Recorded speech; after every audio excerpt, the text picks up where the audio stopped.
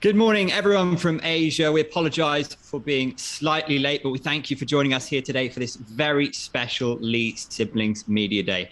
We're joined by a family of martial artists, the one women's atomweight world champion, unstoppable Angela Lee, the one lightweight world champion, Christian the Warrior Lee, and rising star Victoria the Prodigy Lee. As you may already know, One Championship is back this September 24th with One Revolution.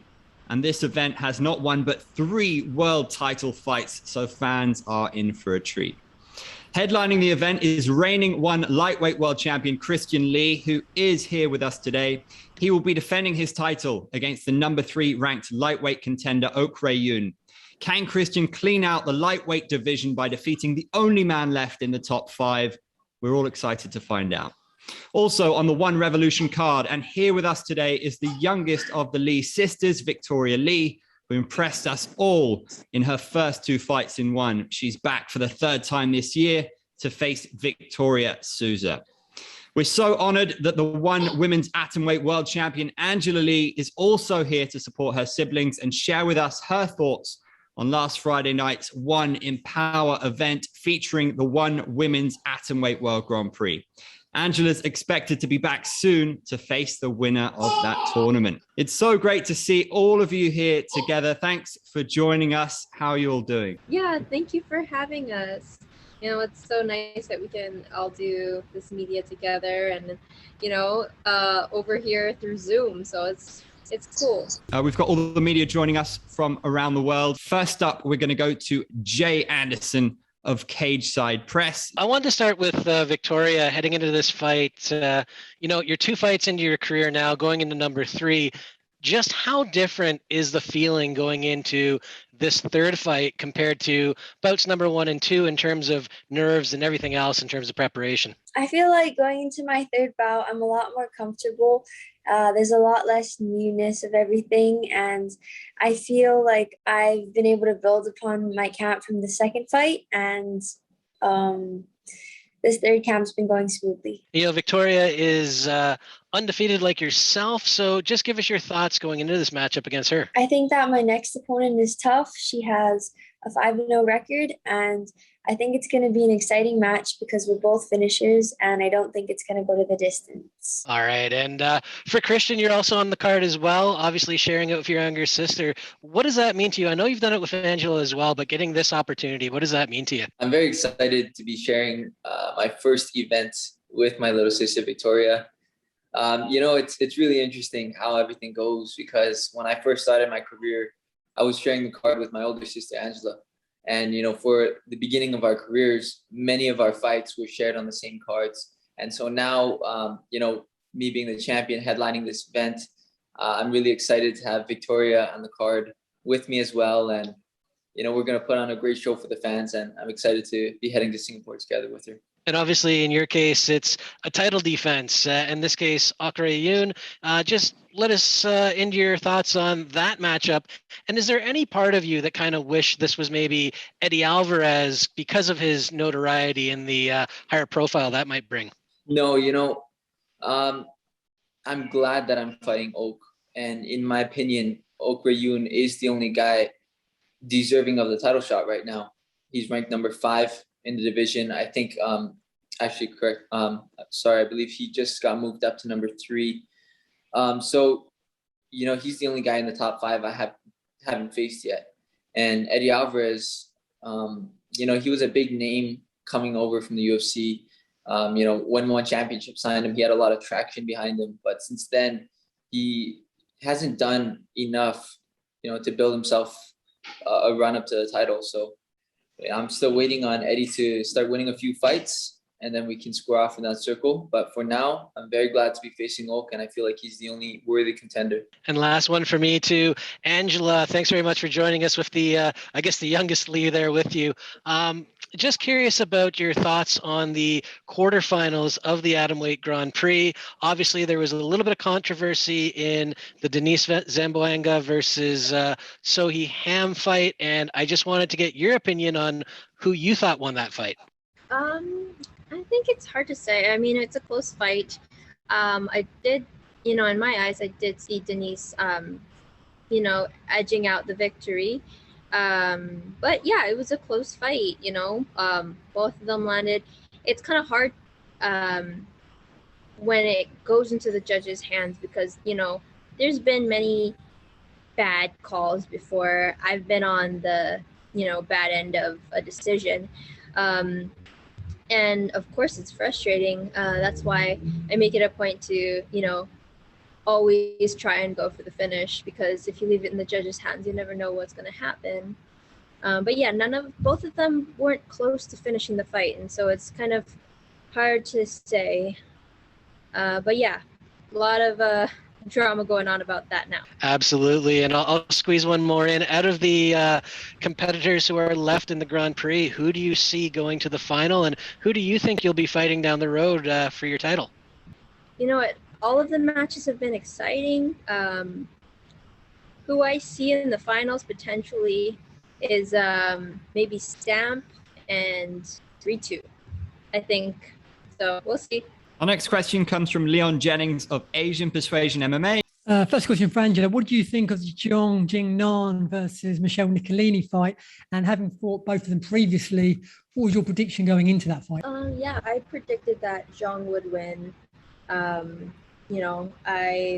was going to say that she might get, knockout or TKO, but, decision also. I think Jeong played it very safe. She played a very smart game. And yeah. Cool. See you, little Ava there. How is motherhood? How's training as a mother? And also, obviously, you're probably going to be competing in February now, not November. Is that a good thing, or are you itching to get back in there? Motherhood is amazing. It's definitely changed me. It is different training now. Definitely have to schedule things, far in advance, and everything needs to be flexible because of the baby. But I'm very excited to get back in there. I've started to train again alongside my brother and sister as they get ready for their fights. And after this event in September, we're going to be, kicking it into gear and getting my fight camp started. So very excited for that. And yeah, I think fighting in February is going to be great for me. It's going to give me even more time to come back even stronger. And I'm really excited for it. Christian, similar question. How was your first ever training camp as a father? My first training camp as a father has been going great. And I feel so lucky and so blessed to have such a great wife and such a great baby, because, my wife and my daughter, they come to the gym with me every day. So I never really have to be apart from them. We go in together in the morning, I train, and then we come home together as well. So, so far training camp has been going exactly the same as it has every fight before. And I feel more ready than I've ever been. Cool. And I know you're not looking past Oak, but there's a big card coming up in December. You've discussed before about moving up, challenging Abbasov for the welterweight title. Is that a possibility if you get through Oak later this month? I definitely plan on moving up to welterweight and claiming the belt there. But right now, nothing is more important than the fight at hand, and I'm not taking Oak Rayun lightly. So I would love to talk about the welterweight division, but I'll do so after I defend my belt. Cool. Victoria, obviously, Angela, Christian, they've fought on the same card before. This is your first time competing on the same card as one of them with Christian. How do you feel about that? Oh, well, I'm really excited to be competing with my brother. I think it's going to be a really cool experience to be able to travel and see how things go on fight week. I haven't been able to watch his fight in a very long time live, and I'm just really excited for that. And obviously, you're an atomweight yourself. Who impressed you, especially in the Grand Prix last week? I think that the card last week was, everybody on that card was really talented. And I think that the most exciting match to me was the Stamp versus Rasohinia fight, because there was just so much action and yeah, that was the most exciting bout for me to watch. Our next question comes from Chris Mancuso of Tarps Off Sports. Christian, I'm going to lead off with you. We had you on Jake Shields' podcast. Basically, you were a fresh father. First off, how are you sleeping? How are things going on that? And things getting easier for you? Yeah, everything has been going great. I've been sleeping really well. Thankfully, my baby girl, she loves to sleep through the night. And so it really, my wife and I, we've just been blessed with such a great baby. She loves to sleep. She loves to eat. And, she's growing very well. So everything has been going great as a father. That's incredible. That's incredible. Now, have you noticed, you come back into it, you're just freshly a father. Was there any lag time going back into the gym, or was it kind of business as usual? Did you find any difference? No, for me, I did have a few weeks of downtime just at home, enjoying the time as a father. But right away, I was back into the gym preparing. I sort of had a feeling that Ok Yoon was going to be the next guy. So really, I've been training for him since early in this year, shortly after my title defense. So I've been continuing my training as usual. I wake up, I go into the gym, and my wife and my daughter, they come in and follow me as well. So everything's been going just like normal. You mentioned Eddie Alvarez on our podcast. Then he got brought up earlier. There was actually blowback from that clip. I know one championship pulled it. Eddie Alvarez got all excited. So say, for example, you do get through Oak and all of a sudden Eddie Alvarez wins his next fight in some sort of devastating fashion. Would you wait? Would you stay in the division to fight Eddie Alvarez before jumping up if he came out and showed you he belongs? Absolutely. I think that's definitely a fight the fans have been wanting to see. And, all we're really waiting for is for Eddie to win a fight, and then we'll make it happen. So, not looking past Ok Yoon at all. Once I get past my next opponent, defend my belt, then I'm looking forward to seeing what Eddie can do in the division. Next up, we got a Kyle Siegel from Going Live podcast. It's kind of funny, you just dispatch one's like two most ferocious strikers with ease almost, especially, with Timothy. What's like a 2022 look like for you? Your ultimate goal? Are you double champ? Are you just king of the lightweight division? What's your goal? Well, I plan on clearing out the lightweight division by the end of this year. And really, after Ok Yoon, if Eddie can work his way up, he might be up there. But really, the lightweight division has been cleared out. So my goal for this year is to clear out the lightweight division. Next year, I plan on being a double champ and continuing to defend my belt in lightweight division as well. That's awesome to hear. And looks like your sisters left, so I'll ask you, if your sisters get to that point where they're atom weight, contenders, they have to fight each other. Think that's a pretty good publicity Chaudhry could cash in on, or what? Well, the thing is, every family is different. My family happens to be very close, and knowing my two sisters, they would never square off in the cage, not for any amount of money. And it would be great publicity. I'm sure there's people that would want to see that.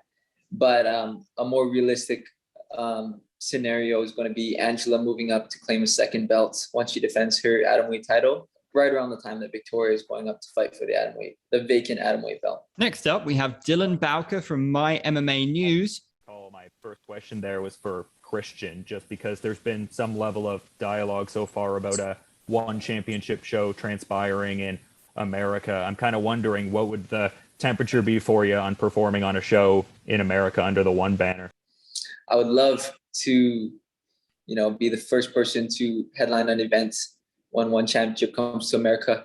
I live here in Hawaii. This is my home. And, so America is where I live. I would love to headline that event. And I think that, one championship coming to America would be very big. There's already a very strong following of people that, watch every single one championship event or watch it on the rerun because, the time zones are very different. But I think that if there was a one championship event to come here, primetime US show, then, it would just build a huge following of fans for one championship here in America. And I hope to see, more and more shows able to come to America by next year. Yeah, that would be awesome for sure. And my follow-up question here is for Angela, because when I was speaking with your sister, Victoria, ahead of her last fight there, she was talking about how it was cool that you were able to reintegrate yourself into training, do some drills again. I'm kind of curious to hear your perspective, just being able to get back to it alongside your sister in her burgeoning fight career? I really missed being on the mats with my siblings, and so I was very excited to get back. I did have to ease myself into it. For me, that was difficult because I like to just go 100%, and my mind remembers where I left off. But yeah, now that we're kind of past that stage, I'm kind of getting back into, more serious training. It's so nice to see, just how much Victoria's been progressing and, really making a name for herself in the organization. So I'm very, very proud of her. Appreciate the insights in that regard. And my final question here is for Victoria, because I was noticing your primary training partner there, Adrian Lee, captured his first national title there. Can you speak to the work you were able to get within him recently and just how great that was? Great as always. Oh, it was awesome.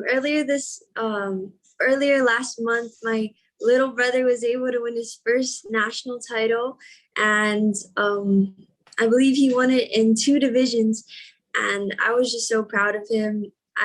He's been such an amazing training partner for me throughout all of my fight camps, and yeah, I'm just so lucky to have him as a little brother and as a training partner. This question comes in via text from Faris Farhan of Singapore Strike Sports, who asks Victoria and Christian, are you guys aiming for a first round win? Will that be tradition for all the Lee siblings? We'll go to Victoria with that one first. Yes, for this match, I plan on finishing in the first round. This fight is going to end in the first round submission. Japanese media coming in with the question, Shinya Aoki is winning after the loss against you in 2019. Do you think he deserves a shot at the title again? I think that Shinya Aoki is an amazing fighter. And since losing the title to me, I believe he's won 2 fights. And so he's definitely back on a winning streak. And I think maybe one more fight against a guy in the top 5, and he would definitely be deserving of a title shot. But, I've heard some recent interviews of Shinya himself, saying that that's not something he plans on. So, I'm never going to call out, Shinya. I really like him as a friend, as a former training partner. And, the fight originated with him calling me out. But, for me, I have so much respect for him. I'm not going to sit here calling him out. If that's something that he wants, then I'm sure he'll fight his way up there. Our next question comes in from Ivan Ruiz of Daily Tribune. This one's for Angela. What are your thoughts on the recent decision of ONE to review the match between Denise and Seo Hee Ham? I think that, anyone who is on the bad side of a, bad decision, or the losing side of a bad decision, is going to call for it to be reviewed. Like I said earlier, I'm not sure. In my mind, both ladies, it was pretty even. Yes, I do think that Denise edged out the win. But neither of them were close to finishing the fight. And if there was a near finish, I think that would really be the deciding factor. But yeah, we'll see what ONE Championship decides. It's hard, when it goes to the judges, it's no longer in our hands. So we just have to wait and see. The follow-up question from Ivan was, Denise has always said she wants to fight you. Any chance we'll get to see you duke it out inside the circle? Yeah, I think so. I think it could happen. If she does end up, falling out of the Grand Prix, I think that if she has a fight with, say who's another person that fell out, Mengbo, if those two matched up and if she wins, then yeah, for sure, I'd like to fight her. I just don't think that you can have a shot at the title coming off of a loss. So I think you need to fight someone before getting that title shot. We'll go to our next media question coming in via text. This one is from James Reese of Overtime Heroics MMA, who says, hi all, hope you're well. Question for both Angela and Victoria. With the impressive start that Victoria has had in the atomweight division, have you had the discussion of what will happen if Victoria keeps impressing and starts to mount a challenge for the championship? I think Christian touched upon this one earlier, but Angela, if you want to go first. Of course. So I'm really, really excited for Victoria. Of course, her skill level, I think, is such that she could definitely be a world champion in the near future. This is going to be her third fight with the organization. I think a lot of times, because her skill level is so high, people overlook the fact that she's still 17. She still only had 3 MMA fights. So, she said a lot of times in interviews she doesn't want to rush the process, but I do think it's going to happen naturally. And, once Victoria starts climbing the ranks and taking out the top 5 in the atomweight division, I do see myself moving up to the strawweight division and, looking to capture that world title. And I think that, it's going to be the Lees making history again. So, yeah, we'll see. Wait and see. Same question for Victoria. Are you quite happy with that plan? I think that's a great plan. As I'm heading into my 3rd fight, I'm just taking it one step at a time, treating each fight like it's the most important of my life and just seeing where it goes from there. Our next question from James again says, are we all likely to see a 4th Lee sibling anytime soon? We've heard previously all the huge compliments aimed at Adrian, how he's training. How is he getting on? And is him joining one something that he's looking to pursue? A lot of people, recently have heard about Adrian. He has been training alongside the 3 of us for many years now. And, he's done very well in his last few competitions. He is still a sophomore in high school. So he has told us that he has an interest in fighting, but he does want to finish high school. But yeah, we'll see. His skill level is definitely there, and within a few years, I think it's really going to mature and develop, and he's going to be, a huge threat, if he decides to join one. Just basically everything Angela touched on. Adrian is extremely talented. He's also a Lee. He comes from the same family. He's got the same training, and it's really up to him. He's got all the skills and all the talent in the world. So if he does choose to be a professional fighter, to join one championship, I think he's going to do extremely well and follow the same journey that the 3 of us have so far. No, I agree 100% with what my brother and sister said. Awesome. All right. Our next question comes from Andrew Mack of MMA Island. First for Christian and Angela, coming from a family of fighters, you guys have been exposed to fighting for a long time. Now that you both have children, is it something you'd like to continue? Would you let your kids watch your fights when they're like 8, 9, 10? Yeah, so I definitely am going to have my daughter with me at my fights. I think that, it'll be a very unique experience for her, added motivation for me. And luckily with our family, I know that, my husband, my mom, my siblings, they can all help to watch Ava while I'm out there. And I know that she's going to be in good hands. Will I let Ava fight? That's the question I get asked a lot. And if you ask me, do you want your daughter to be a fighter? Honestly, I'm going to say no. Just I know how difficult it is, and I know there are a million other, opportunities for her out there. So I really want her to explore those other options and find her true passion, whatever that may be. But if she does have the same passion for martial arts, of course, I'm going to be supporting her 1,000%. For me, of course, I'm going to have my daughter there with me in the future. It doesn't matter how old she is. This last event, I was really looking forward to bringing my wife and my daughter to Singapore with me to watch me fight. However, due to the COVID restrictions, my baby is not old enough to enter Singapore yet. Right now, they're not accepting babies into the country as they're not able to, vaccinate or test them. So unfortunately, she's staying at home for this one. But if the next event, one championship, brings the show to the United States, or if Singapore opens up, then my daughter will definitely be there in the front row watching me fight. Shang-Chi and the 10 Rings recently hit theaters. The movie has been a beacon for Asians worldwide and given us something to look up to for someone who looks like us and has many of the same experiences as us.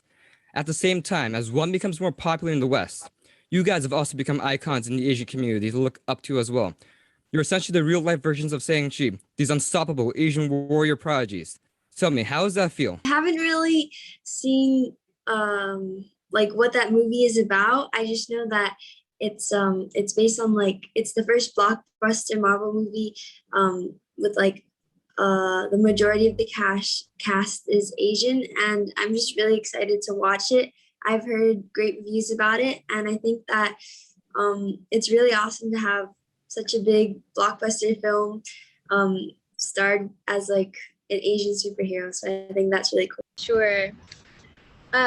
So I am super excited for this film. I love movies and I try to watch them all as soon as they come out. Unfortunately, because I have a baby now, it's kind of hard to catch the movies in the theaters. So I was hoping that they'd be releasing it to stream like on Disney Plus or HBO Max or something, but no luck. I'm very excited for this film, and I think it really, means a lot for us coming from, our Asian ethnicity, also being martial artists. I think we can relate a lot to the movie, and just having a Marvel superhero who looks like us, who comes from our same background, we can relate on so many different levels. So very excited for this film, and yeah, I think it's gonna be a hit. For me, I haven't really heard much about the movie yet, but I think it's great that they're incorporating every ethnicity and making them into Marvel superheroes, and I'm glad to see every ethnicity up there on the superhero blockbuster list, and I'll definitely be looking for it in the movies when it comes out. Could you guys just respond to how does it feel to be like an Asian icon that people can look up to, like Shang-Chi as well?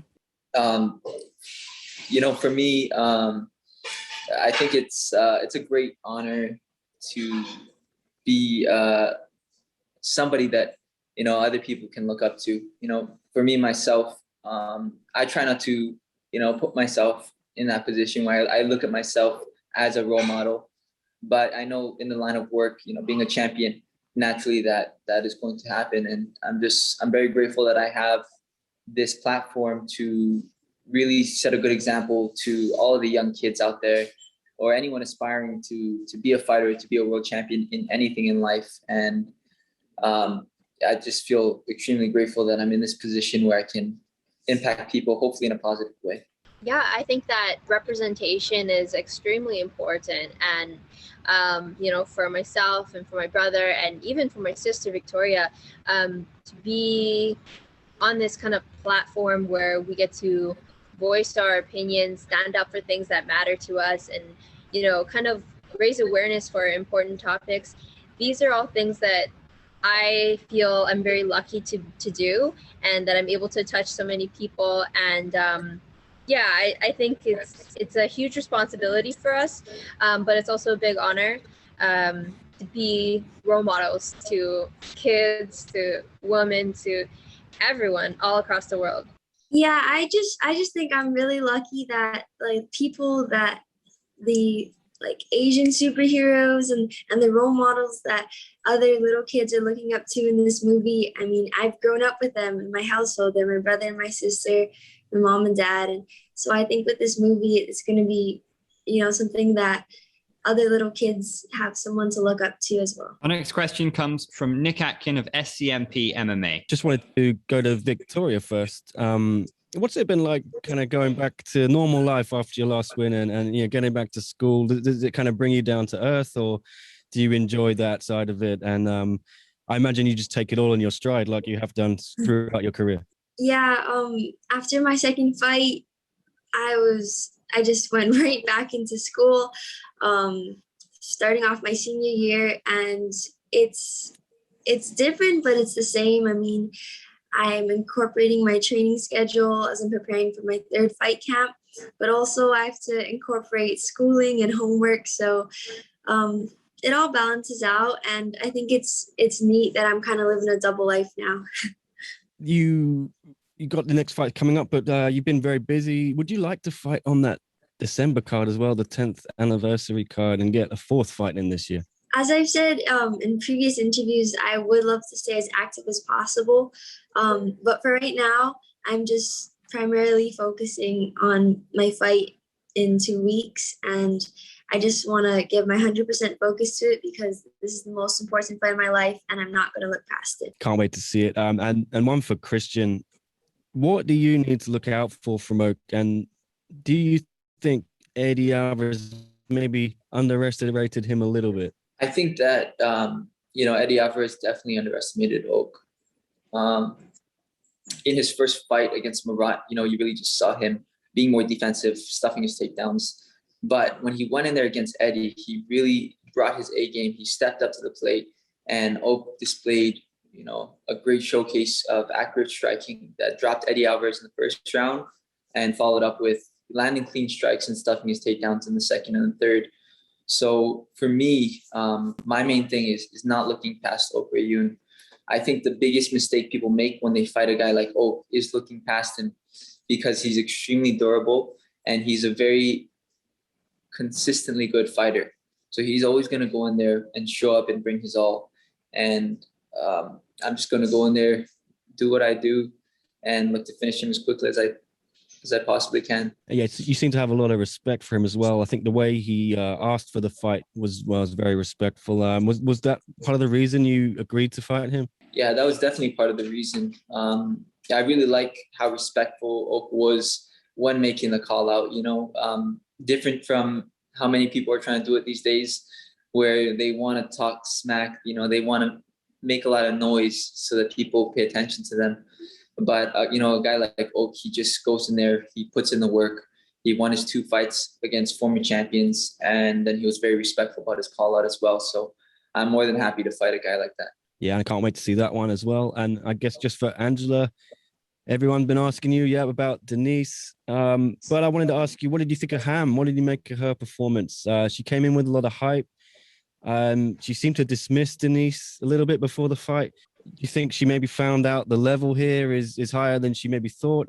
Just what do you think of her performance? I think that there wasn't too many things in the fight that kind of stood out. Like there wasn't any near finishes. I think that, she probably she has a lot of experience, and but I do think, I don't know, it's hard to say. I think I respect her experience, but we'll see how she does against the girls in this Grand Prix, because the girls are exciting. They're young, they're hungry, and yeah, I'm excited to see this next matchup of rounds and how the fans are gonna match them up, because I think that's very cool that the organization's gonna be putting that freedom of choice into the fans' hands. Have you voted yet? Which fights would you like to see in the semis? I would like to see Ritu and Itsuki, and Stamp and Seo Hee Ham. And I just wanted to ask you about Ritu as well. Then Meng, I think Meng was the favorite going into that fight. She had called you out before, said she was coming for the belt, but now she's out of the tournament. Did Ritu surprise you? And what did you make of Meng? What are your thoughts on both of their performances? That was an exciting fight for me. I was rooting for Ritu just because of how much crap that Mengbo was talking leading up to this Grand Prix. So I was really rooting for her, and it was a little bit nerve-wracking in the first round because she almost got knocked out a couple times, but you could really see after the fight, how tough she is, and she's a really big heart, so there's no quit in her. And yeah, she just handled her in the second and third round, and after the match ended, you could see it all over her face. Like Mengbo was just like devastated, like what happened, and that was just priceless. So I really think both ladies got what they deserved. And if I could just squeeze one in, sorry, just finally your thoughts on the whole picture of this division now. So many exciting fighters. Even the women who lost, there's so many matchups you can make. And you got Julie Mizababa who beat Mei Yamaguchi. Just what's your whole take on the state of this division? Yeah, I'm so happy to see so many new faces in the atomweight division. I think it's great that it's growing so rapidly, especially with this Grand Prix. And yeah, I'm pretty sure after this all ends and there is a Grand Prix champion, we're going to have a top 10. The girls are going to be able to fight each other in the organization. We're not going to be needing to pull in a lot of other girls. And we're going to have like a top 10 and it's going to be awesome. It's a stacked division. Just a follow up for Angela and Christian. Christian, you're talking about how respectful Oak has been. What's the weakest or most disappointing trash talk that you've experienced in your MMA career for Christian and Angela? Man, I mean, for me, there's certain people that can actually pull off the trash talk. There's certain people where it's just in them, where they really just can't help themselves, like, a guy like Conor McGregor, when he's calling people out, he really means it. And then you got guys like Eddie Alvarez who, really try to stir up drama when there is no drama. There's never been anything between me and Eddie. We see each other in the hallway of a fight and, we see each other and everything is fine. There's no real drama between us, but, I guess online there is. I don't spend my time tracking it, so I'm not sure what's said out there, but for me, any trash talk, every trash talk that has ever been said from any of my opponents is just a joke to me, and I don't spend any time paying attention to it. Yeah, I agree with Christian. I think that a lot of the time it comes off as fake because people, that's the end thing, everybody wants to see the drama, they want to hype up the fight and to get the fans excited, and sometimes it just comes off as it's just so corny. And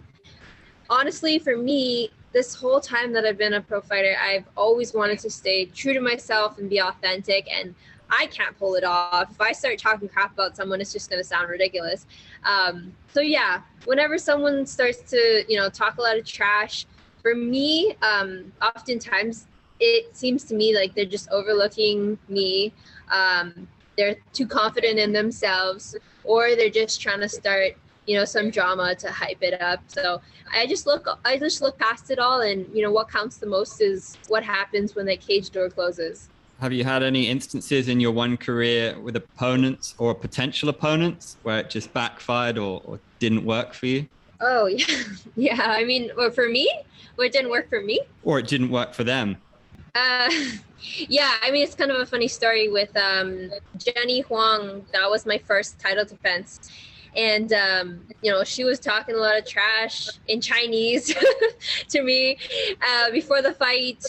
And, I was like, what is this girl trying to hype this up? Whatever. I was very annoyed going into the fight. And, when I finally got to get a hold of her and we fought, you could see it from that fight. Like, I just had such a great time beating her up. And yeah, it's because she was talking trash. But in the end, it was great for me. I just enjoyed myself that much more. We'll go ahead then to Luisa, who has a question for Angela. Xiong Jingnan defended her strawweight strap once again last week. We know that you tried also to conquer that weight class. Do you see yourself trying again? Definitely, 100%. After I face the winner of this Grand Prix, I am going to be moving up to the strawweight division, and whoever is the champion at that time, I'm hoping to challenge them, and that's one of my goals still, capture that strawweight belt. Next question comes from Siasat of GMA Network. This is a question for Angela. Angela, normally under normal circumstances, a world champion in combat sports would have to defend his or her title at least once a year. Now, next month, you'll be off the cage for 2 years now. So the question here is, how do you react to criticisms that you only get to do this, you only get to do a two-year vacation only because you are the poster girl of one championship? Well, I disagree with that. First of all, these aren't normal times. There's a global pandemic going on, which has, made it difficult to host a lot of events, and it's been hard for everyone around the world. Second of all, I do think that what Chatri did kind of makes a statement for everyone. It's not because I'm the poster girl. It's because this is just a given, right? I think that I've worked so hard to get to the position I'm at, and just because I get pregnant and I want to have a baby, that I shouldn't be stripped of my title, something that I work towards. I think that because one championship has, kind of shown the way of like, this is what the standard should be when a woman gets pregnant in her work, like she is supported and she has a job to come back to afterwards. And, I think that I'm very lucky, of course, and I know that it's going to come with a lot of criticism and a lot of hate, but I know how hard I worked for this, and I'm not just going to, have that taken from me. So that's what I think. I mean, but the practice, Angela, the standard is you get to defend your title at least once a year. I mean, nobody's blaming you for being pregnant here. Don't get us wrong. We're all happy for you. But, again, you mentioned that we are in the middle of the pandemic, but, people are fighting. Championships are being defended as well, just like your brother here, Christian Lee. But did it ever occur to you that maybe you should take the high road? Nobody's asking you for the title. I mean, if you vacate the title, they're going to fight for it. But did it ever occur to you that maybe you should vacate the title instead? And who would fight for it? So Denise is so-called the number one contender. Who would she fight? There was no one else in the division. There's an atomweight Grand Prix that was supposed to be happening, and it was planned before I even announced that I was pregnant. Who would she fight? I think it's ridiculous. So then maybe if that is the case, you and Denise could have gone at it directly then if, why the Grand Prix, right? I mean, and then who's going to fight for it? No, you're saying if I was stripped of my title and there was going to be an interim championship, who would Denise fight? Well, there is a top five. I mean, there is a top five rankings right now that I guess the number one and number two can fight for it. It really depends on one championship matchmaking though. So whoever fights for it, whoever deserves it more. I mean, what about you? What do you think? If ever that was the well, I don't think that you or me have a say in what this organization does, so let's leave it up to the people who actually run the company. Okay. So I guess that answers the question. You never thought of vacating the title and just take it to your vacation. That's it? No. We really appreciate you joining us here today, and we appreciate the media with their questions. We cannot wait to see everyone again this September 24th for One Revolution. Remember, there will be fans in attendance, so do log on to onefc.com. Sorry, I think that this One Empower card was an awesome event, and I think it's just the start of so many more all-female cards. I really think that female MMA is starting to grow as a sport, and I think that with more all-female cards, it's really gonna showcase all the skills all the talent that women fighters have, and I think that what One Championship did is a great start. I was very happy and very impressed with One Empower. I think that the ladies put on a very impressive card. From the first bout of the night all the way until the title fight, the main event. It was very exciting, and yeah, I think it should be the first of many more to come. Well, that's all the time we have for today. We really appreciate you joining us here today.